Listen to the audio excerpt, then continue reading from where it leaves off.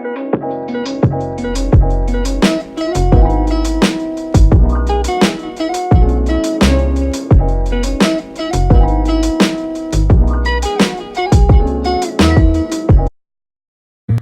everybody, and welcome back to the Chia Seed series. Today we're going to be making our own chia seed jam as well as our own almond butter. So let's get started with the ingredients for the jam.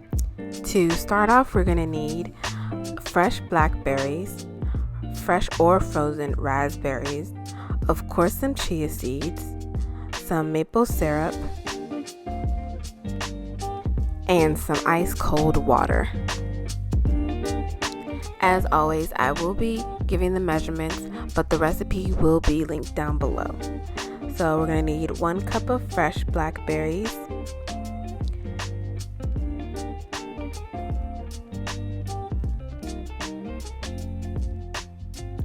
1 cup of fresh or frozen raspberries. I chose to use the frozen, but I did have to put it in the microwave for a few seconds to thaw it out. 3 tablespoons of maple syrup, but of course you can use any sweetener of your choice. A half cup of chia seeds, and lastly, half a cup of fresh cold water. And if you are following along with the directions, you will see that it says to mash it with a fork, but let's be real, that would take forever. So I decided to go in with my potato masher and mash it that way, and for time's sake I've just sped it up. And here you can see that the jam is very runny, but in a minute you'll see that I'm showing that over time, because of the chia seeds absorbing the liquid, it will eventually become more of a jam-like consistency. And here, as I'm pouring it into the jar, you can see that it is a lot thicker once it's sat for maybe not even very long, maybe like 10 to 15 minutes. The jam will thicken up.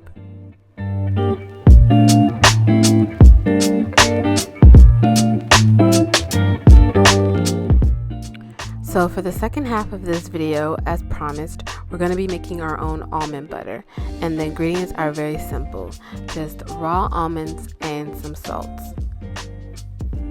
Now, I did get out my food scale to measure 16 ounces because that's the required amount of almonds, but clearly it says on the bag that it's 16 ounces.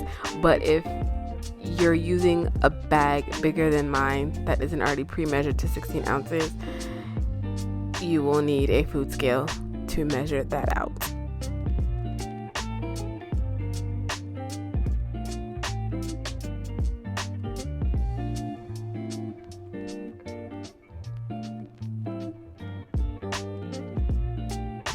Now on to the next part. We're going to be putting our almonds on a parchment lined baking sheet, and that's so that we can roast the almonds before we actually go into processing it.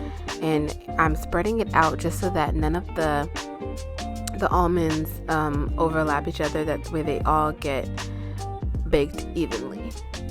And we will be baking them at 400 degrees Fahrenheit. And once the almonds have been in the oven for roughly 20 minutes, they should come out looking like this.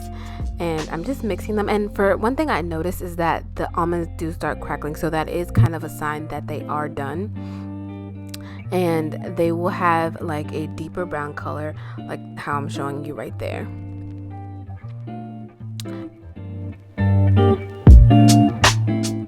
And now that our almonds have been roasted, we want to begin to put our almonds in the food processor. And I forgot to mention that you do want your almonds to cool down for roughly like 10 minutes or so before you begin to process it, because you don't want to spoil your food processor.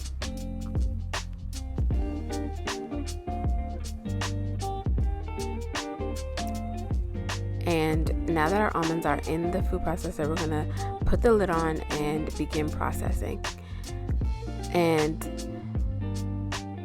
you will see over time that the almonds become more like a sandy texture, and once it starts to look like that, you want to scrape down the sides.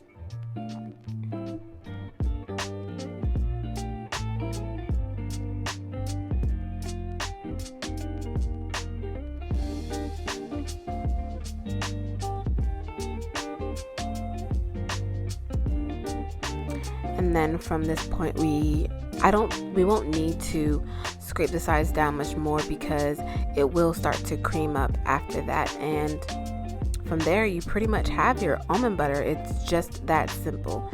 And from this point, we're going to go ahead and add some salt to it, just to give it a little bit more flavor. And also the salt will help to bring out the flavor of the almonds themselves. And then we're going to put the lid back on and begin processing it, just to mix the salts in and make sure that it's distributed evenly. And this is the texture that we all know and love of almond butter. And the best thing about this is that you know what's going into your food. You're not left with these weird ingredients, all these processed stuff. And look how creamy that is. And one thing I've noticed, when you make your own almond butter or any kind of nut butter at home, it doesn't tend to separate like it does when you buy the store-bought ones. Like the fat and the actual almond butter doesn't separate. And this does make about a cup of almond butter, and it will last you about a week if you're storing it in the cabinet, and about 2 weeks if you're storing it in the fridge. Although I don't think it will last that long, because it just is that good.